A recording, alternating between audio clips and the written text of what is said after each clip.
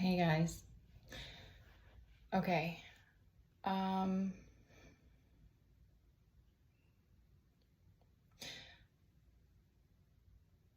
I'm not sure where to start, but here's what's coming in is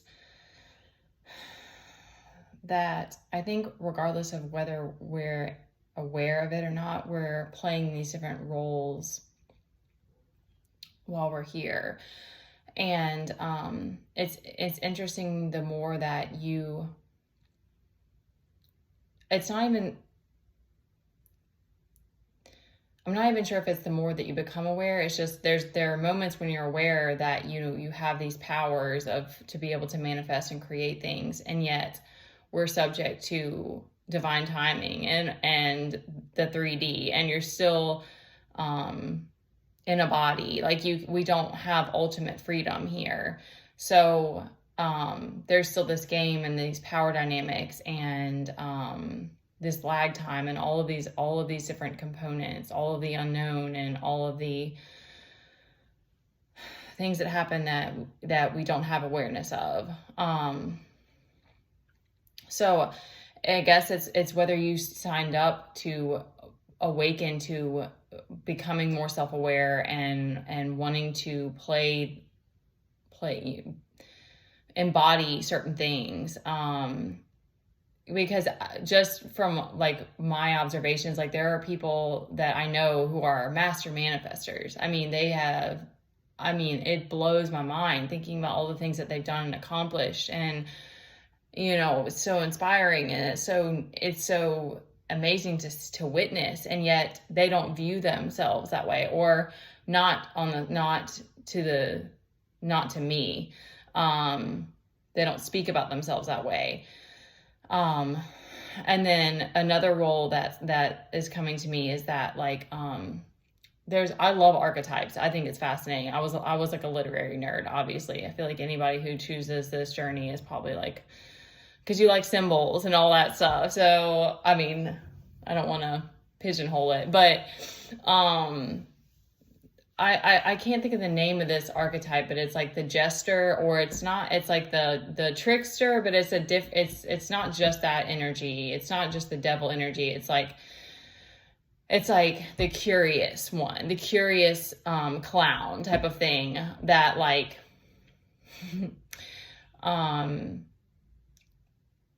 always gets themselves into trouble because of their curiosity, and is always trying to get involved in other people's business, and like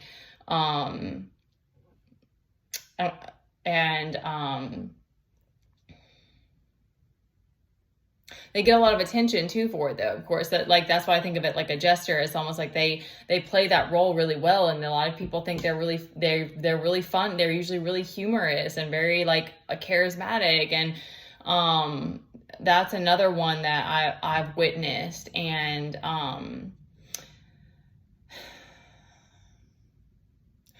I personally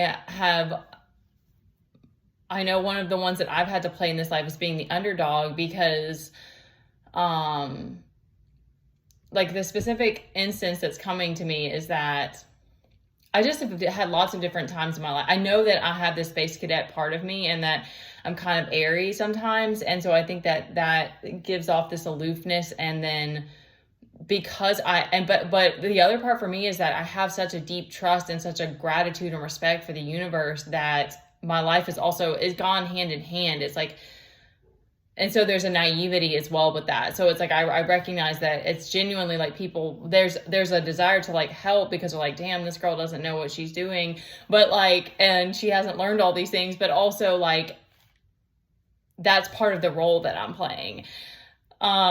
So back to being the underdog. So there was a time in college when I was doing like I cannot think of the name of it. It's like crap, what is it called? I just had a bachelor's degree, but it's like I cannot think of the name of it. You like go and study with other people that are role models of like something that you want to do, and I cannot think of the word for that, sorry y'all. And you go and you kind of like you get immersed in that setting, and whatever the setting is, and that you're learning from them and all that. So you apply for it, and then it was like I did it with the gym where I was already teaching classes there, but I worked with the people that do all the managing and all involved with the group fitness and like setting up programs and all of that. And so I worked with those ladies, and it was awesome. They were awesome. And I would like set up meetings and like do just all kinds of different things, and pick up classes when they needed it and stuff like that. But I also did this, I signed up to do this symposium that was going on. It was like the first year, and we went to, I think it was in Florida. It was the University of Florida. And I was going to do this. I was going to do, it was like different things you haven't seen yet that are like new, upcoming, like new routines, new things. So I was like, and then you also had to do like an educational element with it. So I did, the bands, the resistance bands, couldn't think of the name, the resistance bands, and came up with this whole class for it. And I practiced it with one of the girls that I worked with once, and I did it on my own. I may have practiced with somebody else, I'm not sure. And I don't know what it was about it. Maybe because I wasn't sharing a lot of information about it or something. And the girl one of the higher ups that I worked with, one of my bosses, was like,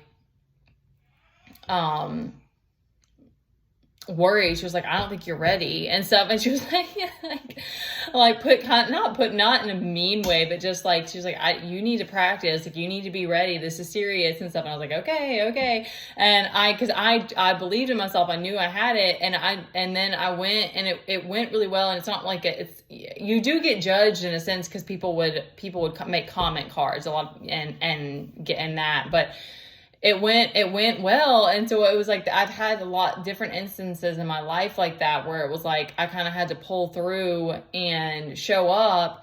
And, so I don't mind playing that character, but, I'm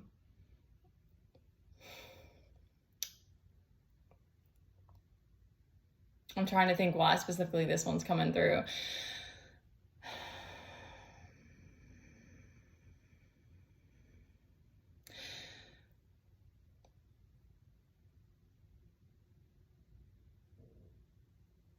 There's an alignment that happens when we just embody what it is that we're being asked to do.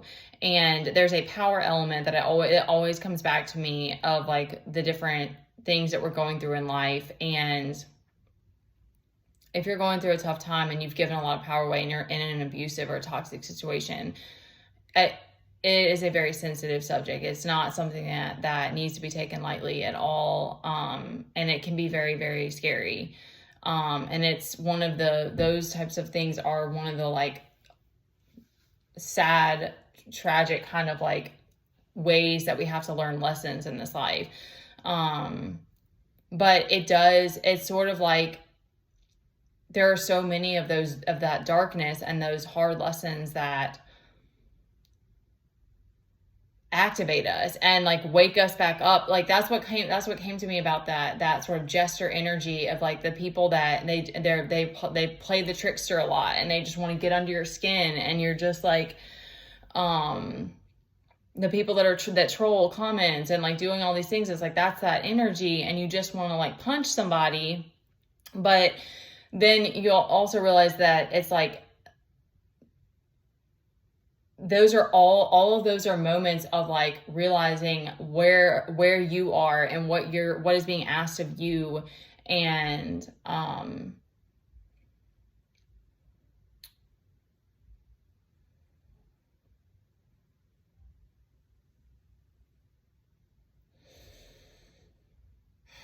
when you can step back and recognize what your power is and what your role is, and respect yourself for it, and love on yourself for it, and be proud of yourself for it, that helps you to come back to that place of being centered and grounded and calm, and realizing that the world there's always going to be these mixed signals that we're getting, because we're always, even when you think that you are in a place and I already, like right now, I already know I'm in a calm before the storm because I know there's going to be a next level. And so like when you can, realize that you still get tested even when you're in like a place where you're like, okay, now I know, like I can kind of see like what I'm supposed to be doing. It's like you're still going to get tested because the universe is like, don't get comfortable though. Like it's always that way. And it's like it's crazy because it's like sometimes I think about like the people that I've had hard relationships with, but I also feel this like gratitude of like, I'm just grateful that I've been able to have good times with that person. And like, there's so much of that we can't control. You can't control who is going to appreciate you and who is going to honor you and who is going to, embrace you, because really like I said, like what happens is we get too comfortable, then we want to settle. And then the universe is like, wait, wake up again. Like that's how it now, to me, that's how it feels. Because before, when you're not ready for that, it feels painful. You take it personal. It hurts. But then once you realize that it's like, okay, I can't get complacent. I can't settle. I can't, I have to keep my boundaries up. I have to stay grounded. I have to, not let people get one over on me, not let all these trolls get to me. Like, this is the game that we're playing. Then it's like, you can just realize, okay, I can't fall back asleep. Like, I gotta stay awake. I gotta stay conscious. I gotta stay grateful. And, once you give that to yourself and you're proud of yourself for these things, that it's like all of those times that someone else didn't see you don't matter anymore. Because then you just have this knowing that you're fine and you're grateful and you can appreciate life in such a different way and accept so many things just as they are. And it's almost like you get rewarded with things like peace. Like it all kind of comes together, and you know in your heart, like the right things you're not going to miss the things, because that's how it is anyway. It's just that when we're in fear, we're like, oh my gosh, like I have to have all these things, or oh my gosh, I don't want to lose all these things. And oh my gosh, how dare they disrespect me, and all these, all of that. But when you're in a state of calm and gratitude and appreciating yourself, then it's like all of these other things that are happening, you can just allow them to come and go. And you just have this knowing inside of you that like I said, the right things are going to be there. And because there's something about that where it's like we just can't comprehend it, but it's like we know that we've been, especially if you are like a powerful manifestor, like that's what I mean. Like that's a gift. Not everybody has that. I don't know. There's so much of these things that we just don't know when we're not given that information, but people also manifest things differently. So it's like, because you probably didn't have to come and learn a bunch of lessons about abundance if you're already a master manifestor. So you may have to come here and master emotions or whatever. Like there's different lessons that you will have to learn in this life.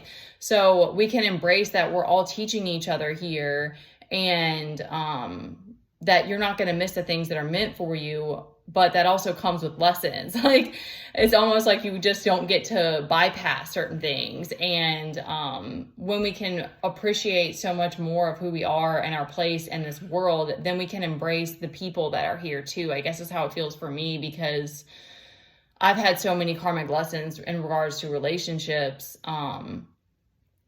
But that's taught me so much about detachment and how much I've needed to learn how to pour into myself and appreciate myself and not self-sabotage and then get mad at life, So it's like there's the last thing that came to me earlier is that we don't come, like a lot of these things, we don't come here with mastering, or if we did, we're already mastered them, we forgot. So then we're having to relearn. So like being able to hold something like abundance, it takes time. It takes a lot of lessons. It takes a lot of like breaking down the old and embracing the new, embracing all that you are, embracing that abundance.